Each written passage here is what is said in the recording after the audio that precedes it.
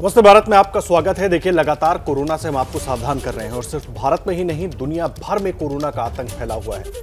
बीते हफ्ते में दुनिया में 1.5 करोड़ कोरोना केसेस सामने आए हैं, जिसने पिछले सारे रिकॉर्ड तोड़ दिए हैं। आंकड़े देखेंगे तो आप भी समझेंगे कि इसे हल्के में लेना क्यों भारी गलती साबित हो सकता है।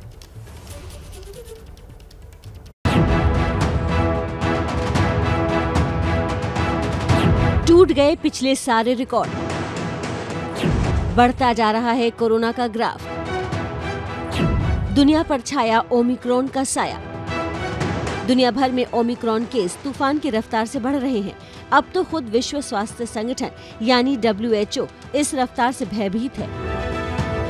WHO के मुताबिक बीते सप्ताह में 1.5 करोड़ मामले दर्ज किए गए हैं। एक हफ्ते में ही 55% से ज्यादा मामले दुनिया में बढ़ गए हैं, वो भी तब जब सारे मामले रिपोर्ट नहीं हो रहे हैं। Last week, more than 15 million new cases of COVID-19 were reported to WHO from around the world. By far the most cases reported in a single week. And we know this is an underestimate. This huge spike in infections is being driven by the Omicron variant, which is rapidly replacing Delta in almost all countries. Omicron के चलते उन लोगों को दोबारा corona हो रहा है जिन्हें पहले हो चुका है।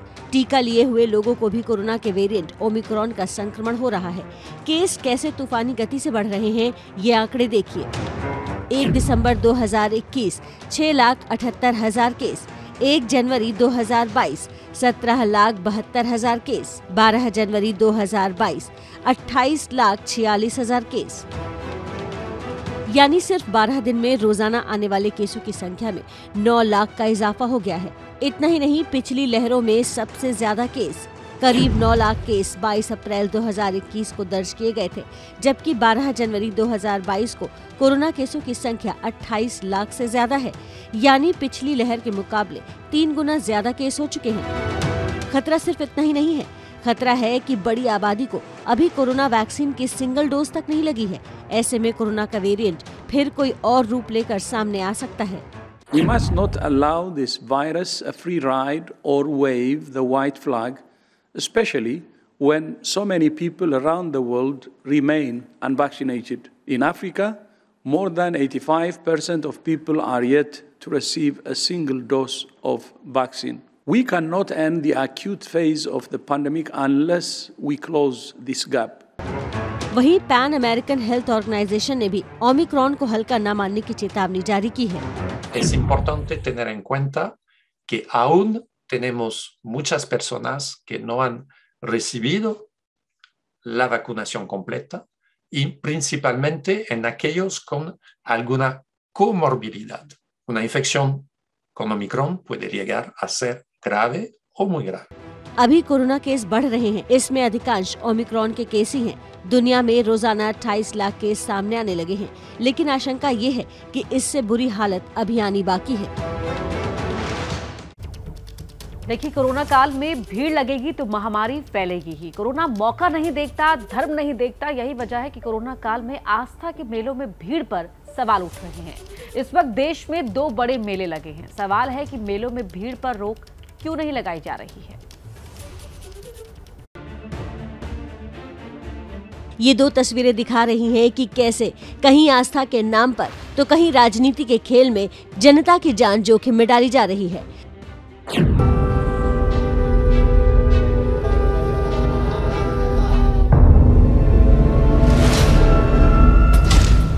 संगम नगरी प्रयागराज में 14 जनवरी से शुरू हो रहे माघ मेले में कोरोना का संक्रमण तेजी से बढ़ता जा रहा है। हमको कोरोना से डर नहीं, उस बार भी कोरोना आया था तो तनिक भी हमको डर नहीं लगता है। वही है जो सुराम रचिराका को कर तर्क बढ़ावे साका। प्रयागराज की ये तस्वीर देखिए। क्या आपको लगता है कि यहाँ कोरोना प्रोटोकॉल संभव है, यानी मास्क का पालन हो पा रहा है? क्या सामाजिक दूरी संभव है? एक तरफ ऑक्सीजन स्टॉक बढ़ाने की तैयारी है, दूसरी तरफ भीड़ को अनुमति देकर कोरोना को न्योता दिया जा रहा है। एक तरफ बाजारों पर सख्ती दिखा रही है सरकार, दूसरी तरफ खुद ही भीड़ वाले आयोजन करवा रही है। सवाल है, आखिर क्यों? मेले के आयोजन पर रोक लगाए जाने की मांग को लेकर इलाहाबाद हाईकोर्ट में जनहित याचिका भी दाखिल की गई है, जिस पर आज सुनवाई हो सकती है। याचिका में कहा है कि लाखों की भीड़ में कोविड प्रोटोकॉल का पालन कराना संभव नहीं होगा।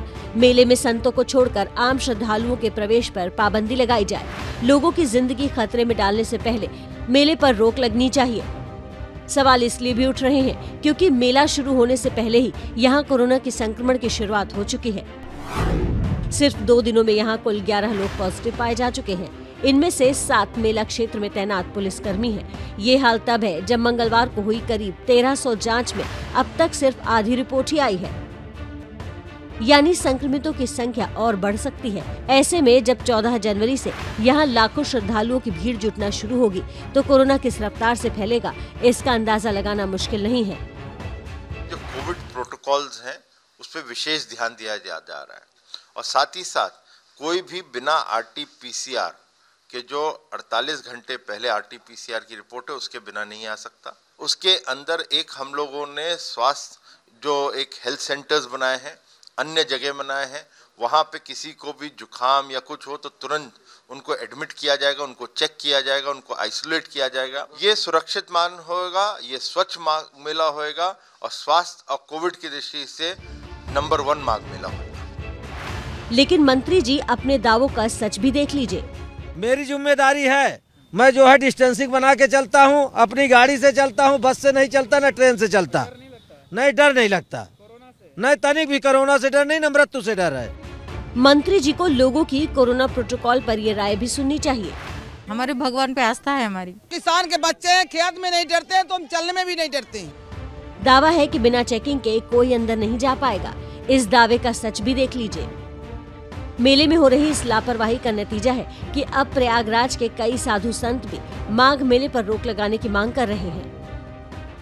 मेन रोक लगाना चाहिए। जो यहाँ पे जो मेला लगता है बाहर, जिसमें झूले या ये सब लगते हैं, वहाँ पे लोकल भीड़ बहुत ज़्यादा इकट्ठी होती है, उसको प्रशासन को रोकना चाहिए। और जो कल्पवासी हैं उनको एक जगह इकट्ठे करके उधर उनकी व्यवस्थाएं ठीक कर दें। मेले में अंदर अगर भीड़ नहीं आएगी तो कोई प्रॉब्लम नहीं होगी। इस बार महामारी को देखते हुए स्वविवेक से निर्णय लें, कम से कम मेले में पहुँचें। वहीं गंगा सागर मेले के मामले में ममता बनर्जी ने प्रशासन से कहा है कि मेले में ज्यादा तादाद में लोगों को ना भेजा जाए। मैं आप लोग को रिक्वेस्ट करना चाहूंगी कि ज़्यादा लोग मत भेजो। कोर्ट का रेस्ट्रिक्शन है, वो मान के चलना हमारा हकीकत है। बाहर का जो लीडर लोग है साथ में आ रहा है, पंचायत भी आ रहा है, आप लोग उसको देखभाल करिए। जरूरत होगा तो पुलिस का भी आप सपोर्ट लीजिए।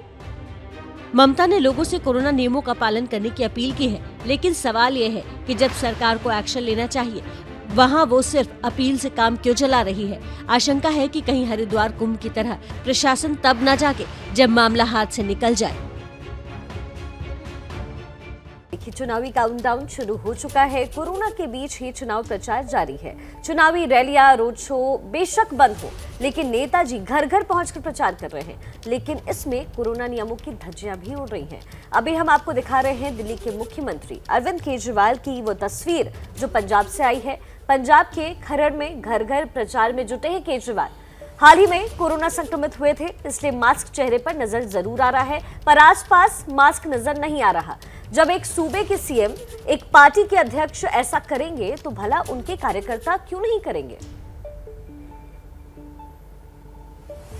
कल की ये तस्वीर आपके सामने पंजाब की ये तस्वीर है, जहां केजरीवाल घर घर जाकर प्रचार करते नजर आ रहे हैं। आपको बता दें, अब से कुछ दिन पहले ही केजरीवाल कोरोना संक्रमित हुए थे तो चेहरे पर मास्क उनके नजर आ रहा है। लेकिन बगल की तस्वीर देखिए, जहां केजरीवाल के साथ एक कार्यकर्ता भी है और उनके चेहरे से मास्क नदारद है। ऐसे में कोरोना कैसे नहीं फैलेगा।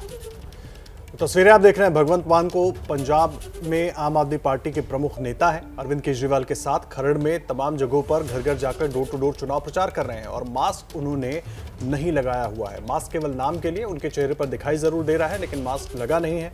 और अरविंद केजरीवाल जो दिल्ली में जिन्होंने प्राइवेट दफ्तरों को बंद कर दिया है ताकि कोरोना के मामले ना फैले, तमाम तरह की जो प्रिकॉशंस हैं वो लिए जा रहे हैं, लेकिन जब खुद पंजाब पहुंचते हैं तो वहां वो भीड़ में खड़े हो जाते हैं। मास्क उन्होंने हालांकि लगा रखा है, लेकिन उनके साथ मौजूद आम आदमी पार्टी के पंजाब में प्रमुख नेता जो भगवंत मान है, उन्होंने मास्क बिल्कुल नहीं लगाया हुआ है। तमाम लोग जो मिल रहे हैं उनमें ज्यादातर लोगों ने मास्क नहीं लगाया हुआ है। तो किसी तरह का जो प्रोटोकॉल है उसका पालन नहीं हो रहा है। नजर केवल और केवल सियासत पर है, पंजाब की सत्ता पर है, और ऐसे में यही सब कुछ सोचने पर मजबूर कर देता है। देखिए, नमस्ते भारत में देश के चुनावी राज्यों की कोरोना रिपोर्ट कार्ड की भी बात कर लेते हैं, क्योंकि 5 राज्यों में चुनाव है, नेता तमाम जगह पर घूम रहे हैं, लेकिन किसी को भी वहां कोरोना की फिक्र नजर नहीं आती। एबीपी न्यूज ने लगातार मुहिम चलाई है कि कोरोना की इस तीसरी लहर में चुनावी रैलियां नहीं होनी चाहिए, जिसके बाद चुनाव आयोग ने रैलियों पर तो पाबंदी लगा दी, लेकिन अभी भी लोग लापरवाही कर रहे हैं और यही वजह है कि कोरोना के केस लगातार बढ़ रहे हैं। पिछले 7 दिनों में उत्तर प्रदेश में 444% मामले बढ़े हैं। उत्तराखंड की बात करें तो 321% मामले बढ़े हैं। वहीं पंजाब की अगर बात करें तो पंजाब में 153% मामले कोरोना के बढ़े हैं। कोरोना के केसेस में 153% का उछाल आया है। गोवा में 147% और मणिपुर में 329% मामले बढ़े हैं। इस तरह से रोज के मामले बढ़े हैं। जो रोज मामले आ रहे थे, जितने केसेस आ रहे थे कोरोना के, उसमें जो बढ़त हुई है चुनावी राज्यों में वो हम आपको बता रहे हैं। डेली केसेस में सबसे बुरा हाल उत्तर प्रदेश का ही दिख रहा है। एक्टिव केसेस में भी यूपी ही सबसे आगे है। उत्तर प्रदेश में सबसे ज्यादा 44,466 एक्टिव केस है। उत्तराखंड में 6,603, पंजाब में 23,235 केसेस हैं, गोवा में 12,019 केसेस हैं, मणिपुर में अभी तक 539 एक्टिव केसेस हैं।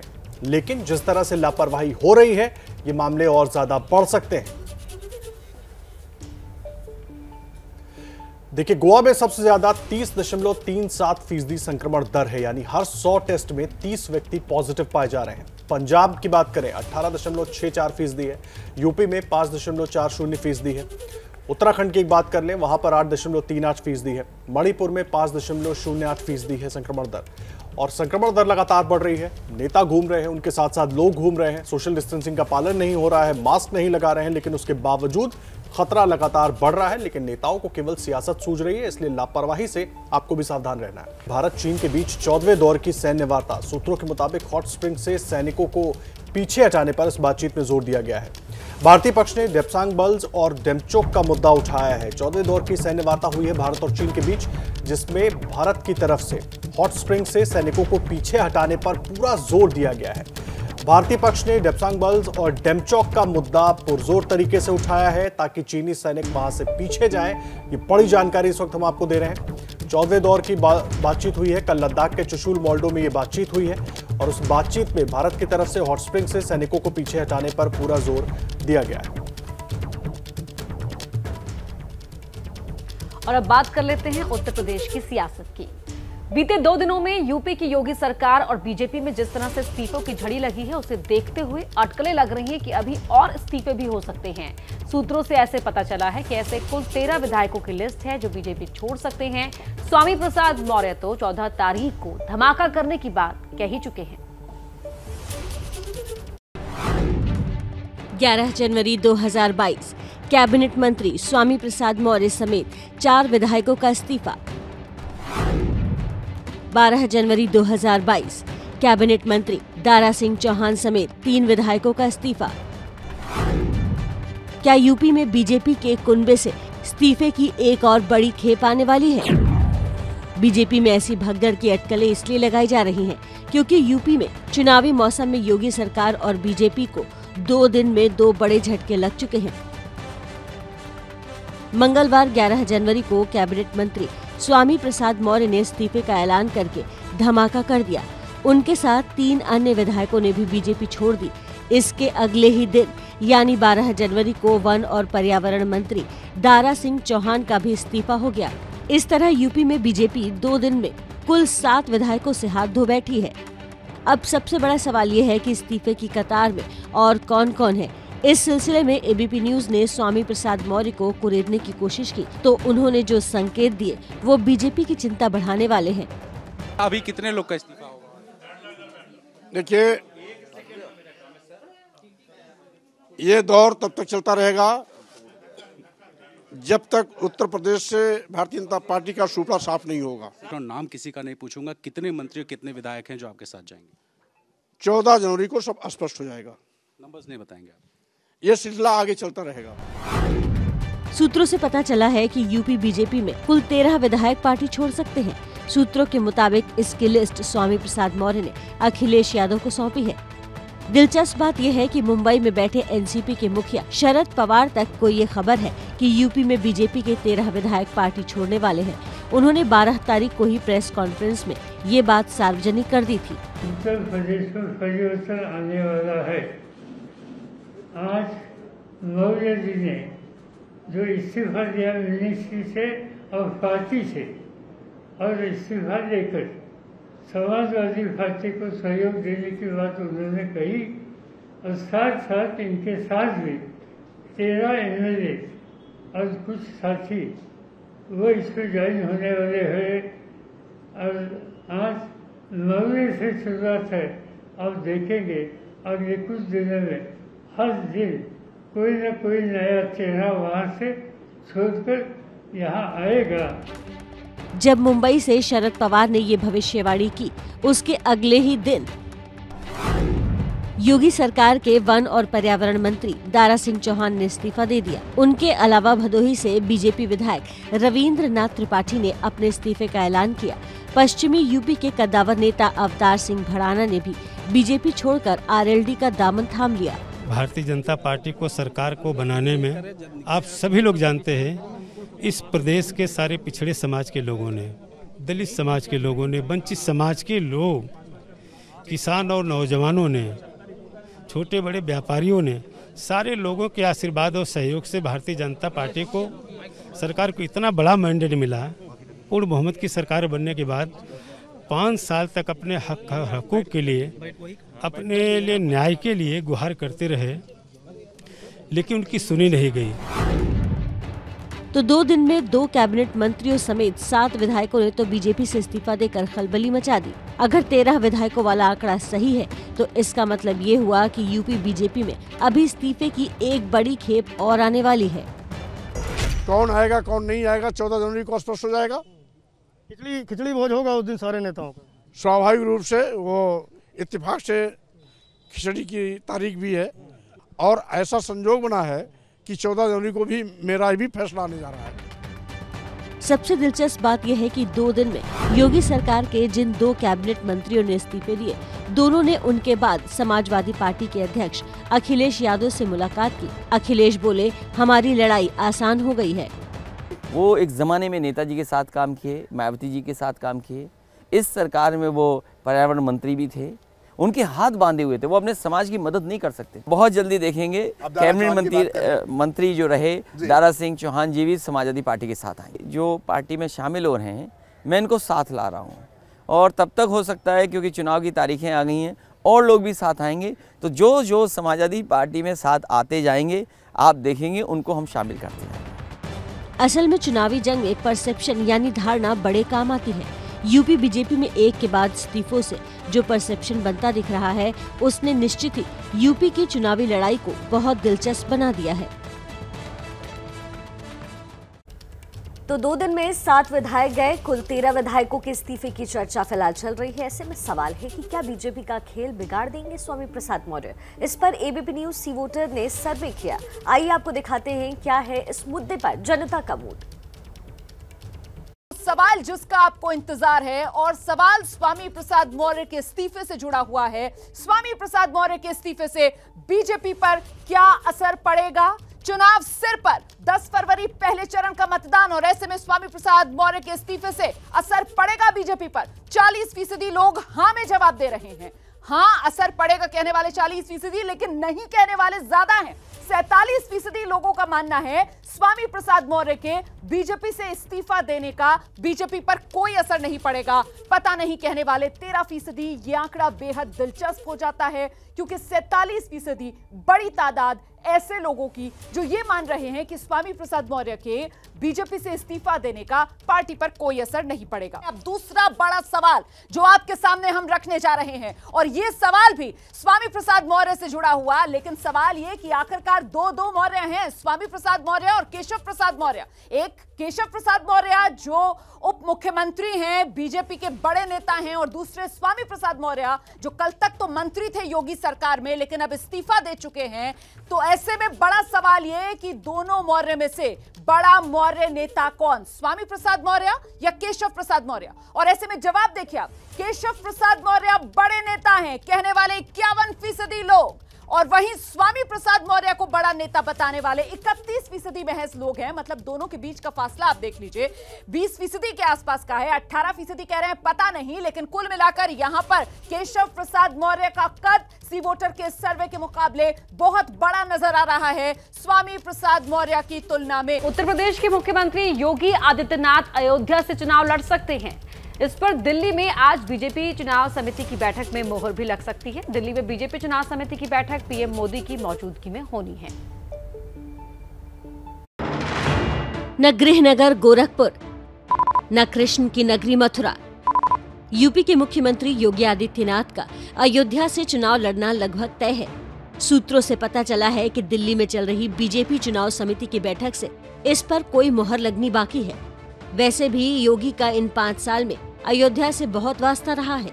मुख्यमंत्री योगी आदित्यनाथ ने सत्ता संभालते ही अयोध्या को अपनी सर्वोच्च प्राथमिकता में रखा। योगी ने दीपावली पर हर साल अयोध्या में भव्य दीपोत्सव का आयोजन करवाया। अयोध्या के घाटों, मंदिरों के साथ पूरी अयोध्या के विकास पर जोर दिया।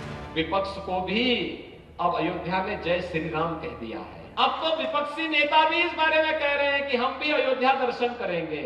भाइयों बहनों, जो कहते थे कि अयोध्या में परिंदा भी पर नहीं मार सकता, आज अयोध्या के वैभव पर, अयोध्या के विकास पर और इस नई अयोध्या को देखने के लिए वे लोग भी अपने को नहीं रोक पा रहे हैं। वैसे तो योगी आदित्यनाथ बीजेपी के भीतर हिंदुत्ववाद का बड़ा चेहरा है और चुनाव में अयोध्या इसका सबसे बड़ा प्रतीक बनेगा। इसीलिए बीजेपी योगी को अयोध्या से चुनाव लड़ाने की तैयारी में है। सूत्रों का मानना है कि योगी के अयोध्या से लड़ने का असर अवध क्षेत्र से लेकर पूर्वांचल तक होगा। पारंपरिक रूप से समाजवादी पार्टी के असर वाले अवध में योगी बड़ा फैक्टर होंगे।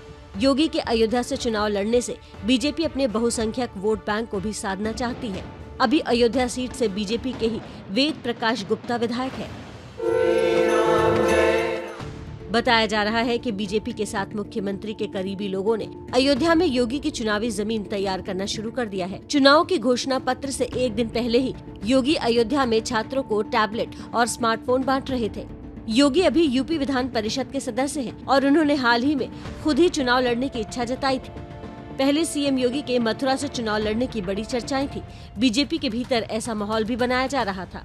मुझे तो रात्रि को 2 बार स्वप्न आए। दोनों बार मुझे ऐसा लगा कि भगवान कृष्ण मुझसे कह रहे हैं कि मैं उनके और अपने राष्ट्रीय अध्यक्ष जी के बीच में मध्यस्थ बन करके उनका संदेश भेजूं कि वो मथुरा से चुनाव लड़े।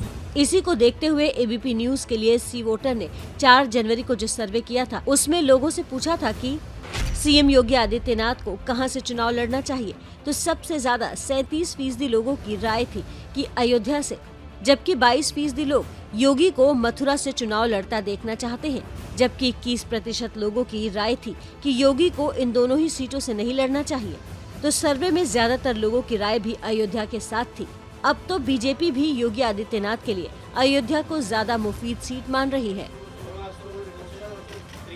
और अब आपको बड़ी खबर बताते हैं, जहां प्रयागराज के माघ मेले में फूटा है कोरोना बम। माघ मेले में 38 और लोग कोरोना संक्रमित हुए हैं। पुलिस और पीएसी के 36 जवान कोरोना संक्रमित मिले हैं, तो 2 दूसरे लोग भी कोरोना संक्रमित मिले हैं।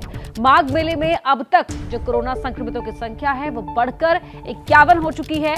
कल से शुरू होने वाला है माघ मेला। जिले में भी 379 से ज्यादा लोग संक्रमित हो चुके हैं। अगर पूरे जिले की बात करें तो 379 से ज्यादा लोग कोरोना संक्रमित हो चुके हैं। तो पुलिस के 36 जवानों समेत 38 लोग माघ मेले में अब तक संक्रमित पाए गए हैं। कुल अब तक 51 लोग कोरोना संक्रमित पाए जा चुके हैं। 379 लोग जिले में, अगर पूरे जिले की बात की जाए तो वहां संक्रमित हो चुके हैं। हमारे सहयोगी मोइन हमारे साथ जुड़ रहे हैं प्रयागराज से। मोइन, लगातार जो वहां नंबर सामने आ रहे हैं वो डराने वाले हैं। देखिए, बिल्कुल एकदम वही हो रहा है जिस बात की आशंका एबीपी न्यूज ने पहले जताई थी कि एक तरफ देश में कोरोना के मामले तेजी से बढ़ते जा रहे हैं, वहीं दूसरी तरफ यहाँ आस्था के नाम पर लोगों की भीड़ जुटाने की कोशिश की जा रही है। 3 दिनों में 51 लोग संक्रमित हो चुके हैं और ये हाल तब है जब अभी मेले की शुरुआत नहीं हुई है, अभी श्रद्धालुओं के जत्थे आने नहीं शुरू हुए हैं। अभी तो जांच सिर्फ उन पुलिस कर्मियों की या दूसरे कर्मचारियों की जा रही है जो मेले में ड्यूटी करने के लिए आ रहे हैं। आपको बता दें कि यहाँ इम्पोर्टेंट इसलिए भी ज्यादा हो जाता है कि जो लोग ड्यूटी करने आ रहे हैं उनको नेगेटिव RT-PCR की रिपोर्ट अपने डिस्ट्रिक्ट से लेकर के आनी है, यानी वो वहां पर नेगेटिव थे और यहाँ पहुंचते पहुंचते वो पॉजिटिव हो गए। तो हालात अभी अगर ऐसे हैं तो आने वाले दिनों में जब कल से माघ मेला शुरू होगा, 17 जनवरी से कल्पवास शुरू होगा और रोजाना लाखों की भीड़ होगी, तो हालात किस तरह से होंगे इसका अंदाजा खुद ही लगाया जा सकता है। क्योंकि जिस तरीके से संक्रमितों की संख्या बढ़ती जा रही है, ऐसे में माघ मेले की शुरुआत हो कैसे? बहुत शुक्रिया आपका इस जानकारी के लिए। और देखिए, इस वक्त बड़ी खबर आपको बता दें, मथुरा से आ रही है। प्रयागराज के माघ मेले के अलावा मथुरा में भी अब कोरोना विस्फोट हो गया है। एक दिन में 390 कोरोना के नए केस सामने आए हैं। अब तक 1719 कोरोना के मरीज मथुरा में मिल चुके हैं। Hotel, restaurants, police station, college, आश्रम, मंदिर, बैंक, पोस्ट ऑफिस और पॉश इलाकों में बड़ी संख्या में कोरोना के संक्रमित लोग मिल रहे हैं। लगातार देश भर के अलग अलग हिस्सों से हम आपको तस्वीरें दिखा रहे हैं, जानकारी आप तक पहुंचा रहे हैं माघ मेले में किस तरह से लापरवाही की वजह से कोरोना के मामले बढ़ रहे हैं। और अब मथुरा में एक ही दिन में इतने ज्यादा मामले मिले हैं, 390 कोरोना के नए केस सामने आए हैं। एक तरीके से कोरोना विस्फोट हुआ है वहां पर। अब तक 1719 कोरोना के मरीज मथुरा में मिल चुके हैं।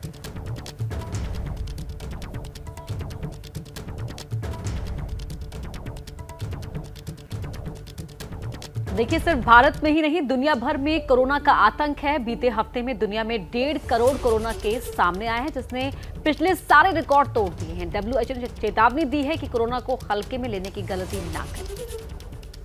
Es importante tener en cuenta que aún tenemos muchas personas que no han recibido la vacunación completa y principalmente en aquellos con alguna comorbilidad. Una infección con Omicron puede llegar a ser grave o muy grave. देखिए, एक तरफ मामले बढ़ रहे हैं, WHO बार बार चेतावनी जारी कर रहा है, वहीं भारत में ऐसे कई नेता और अधिकारी हैं जो ओमिक्रॉन को मामूली सर्दी खांसी बता रहे हैं। और ऐसे ही अधिकारी हैं दुर्गा शंकर मिश्र, जो यूपी में मुख्य सचिव हैं। ऐसे लोगों को स्वास्थ्य मंत्रालय ने साफ साफ बता दिया है कि ओमिक्रॉन को गंभीरता से लेना बहुत जरूरी है। इसका कोविड जो हमारा ओमिक्रॉन का सवाल है, ये वैसे ही जैसे कि खांसी, जुकाम और बुखार होता है। ये उतना मुश्किल नहीं है जैसे कि कोविड का जो दूसरी लहर आई थी। और इस बहाने आपका एक इम्यूनिटी भी बहुत बढ़ रही है, इम्यूनिटी भी आपकी बढ़ रही है आगे के लिए। और वो आता है, थोड़ा मोड़ा बुखार आता है, खांसी जुकाम हुआ और उसका 7 दिन के अंदर चला जाता है। तो हॉस्पिटलाइजेशन का नंबर बहुत कम है, तो इससे कोई घबराने की बात नहीं है। Omicron is not common cold. इतना सिंपल, इतना साधारण ये नहीं है कि हम इसको लाइटली लें। एक भावना बने जा रही है कि क्या होगा, ऐसा नहीं सोचें। और आज ये भी सोचें कि अगर इस तरह का इसका स्वरूप है तो इसलिए भी है कि इतनी ज़्यादा वैक्सीनेशन हो गई है। हमने देखा है वैक्सीनेटेड लोगों का स्वभाव, उनके आउटकम्स जैसे डेटा में दिखाया गया, इसीलिए बचे हुए हैं। खबरें लगातार जारी हैं। देखिए, 5 राज्यों में चुनाव प्रचार शुरू हो चुका है। रैलियों पर पाबंदी लगी है तो नेता घर घर जाकर प्रचार कर रहे हैं। लेकिन इसी प्रचार में कोरोना के नियमों का उल्लंघन हो रहा है और यही वजह है कि कोरोना के मामले अलग अलग जगहों पर बढ़ भी रहे हैं। ये है दिल्ली के मुख्यमंत्री अरविंद केजरीवाल, जो पंजाब के खरड़ में घर घर प्रचार में जुटे हैं। हाल ही में कोरोना संक्रमित हुए थे, इसलिए मास्क चेहरे पर नजर आ रहा है। पर ये क्या, ये तो पंजाब में आपके बड़े चेहरे भगवंत मान हैं। चेहरे पर मास्क कहाँ है मान साहब? अपने नेता केजरीवाल से भी सीख नहीं ली। इन शख्स ने भी मास्क नहीं लगाया, यानी केजरीवाल मास्क में है और ना दाएं और ना बाएं मास्क नजर आ रहा है। प्रचार में जहां तक नजर दौड़ाएंगे ऐसी ही तस्वीरें दिख रही हैं। कैमरे के सामने मास्क लग जाता है और पीछे वही कहानी। पंजाब से निकलकर आपको उत्तर प्रदेश लिए चलते हैं। तस्वीरें हापुड़ की हैं। भाजपा है तो भरोसा है, भाजपा है तो भरोसा है। बीजेपी कार्यकर्ता जनसंपर्क में जुटे हैं। लाभार्थियों को इकट्ठा कर अपने काम बताए जा रहे हैं। ये तो ठीक है, पर मास्क कहाँ है? दावे बड़े बड़े हैं, पर ये देखिए बीजेपी नेता बिना मास्क के ही प्रचार में जुटे हैं। अब ऐसे कोरोना नहीं फैलेगा तो क्या होगा? अब कानपुर की तस्वीरें देखिए। बीजेपी ने नियम तोड़े, आपने नियम तोड़े। कानपुर के विजयनगर में बीजेपी कार्यकर्ता बिना मास्क प्रचार करते नजर आए। इनका साफ कहना है कि मास्क लगाने से चेहरा नहीं दिखता। ऐसा ही हाल आप प्रत्याशी का नजर आया, जहां आर्य नगर विधानसभा से प्रत्याशी अनुज शुक्ला बगैर मास्क और कई लोगों के साथ प्रचार करते नजर आए। इससे पहले बड़े नेता रैलियां और रोड शो करते नजर आए थे। एबीपी न्यूज ने लगातार रैलियों की भीड़ के खिलाफ मुहिम चलाई, जिसके बाद रैलियां बंद हो गई। लेकिन अब तो घर घर प्रचार में भी कोरोना नियम टूटते दिख रहे हैं। सवाल यही है कि क्या ऐसे कोरोना घर घर नहीं पहुंच जाएगा? देखिए, समाजवादी पार्टी के अध्यक्ष अखिलेश यादव ने कहा कि यूपी से इस बार बाबा, बुल और बुलडोजर को हटाएंगे। उन्होंने ये भी कहा कि अगर पार्टी फैसला करेगी तो वो चुनाव लड़ेंगे। अखिलेश यादव ने लखनऊ में एबीपी नेटवर्क से खास बात की।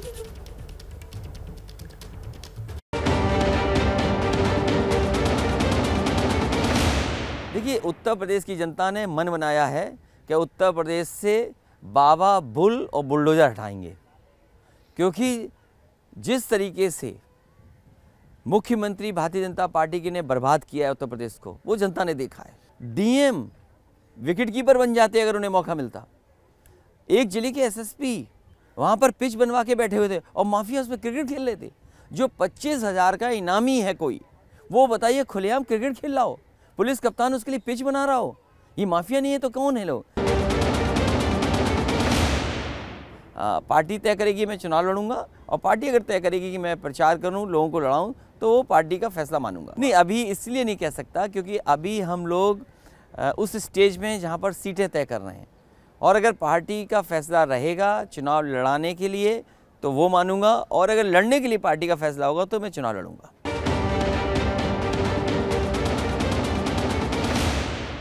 ये नफरत की राजनीति करते हैं, बांटने की राजनीति करते हैं, निगेटिविटी है इनकी सरकार में। तो उसको पॉजिटिविटी देने के लिए मैंने समय समय पर गठबंधन किए। इनकी पॉलिटिक्स नेगेटिव है, लोगों को लड़ाती है, लोगों के बीच में विभाजन पैदा करती है। लेकिन समाजवादी पार्टी की कोशिश रही कि हम पॉजिटिव पॉलिटिक्स करें, लोगों को जोड़ें, लोगों को पास लाएं, और इसीलिए मेरा प्रयास था कांग्रेस के साथ गठबंधन किया, बीएसपी के साथ गठबंधन किया, क्योंकि बड़े दलों के साथ जो अनुभव था वो ठीक नहीं रहा, परिणाम जैसे हम चाहते थे वैसे नहीं आए। इसीलिए समाजवादी पार्टी ने उत्तर प्रदेश के क्षेत्रीय दल और जो छोटे दल हैं, जो लगातार अपने समाज की बात कह रहे हैं, सामाजिक न्याय की बात कर रहे हैं, बाबा साहब भीमराव अम्बेडकर जी के दिए हुए सिद्धांतों पे बात कर रहे हैं, उन दलों को साथ ला करके एक बड़ी ताकत के रूप में तैयार कर रहे हैं। गठबंधन है और आगे क्या परिस्थितियां बनती है वो देखें, क्योंकि उनका एक दल है, उनके संगठन के लोग हैं। तो अभी वो समय नहीं है कि आप विलय करें और सबको एडजस्ट करें। तो अभी दलों के साथ यही फैसला हुआ है कि वो दल एज इट इज़ रहेंगे, उनका संगठन एज इट इज़ रहेगा। वो जगह जगह जहां वो मजबूत हैं उन क्षेत्रों में, उन बूथों पे समाजवादी पार्टी की मदद करेंगे। और इस समय इसलिए ज़रूरत है क्योंकि पूरा का पूरा इलेक्शन कैंपेन अब डिजिटल हो गया है, वर्चुअल है। तो जगह जगह हमें मेहनत करनी पड़ेगी।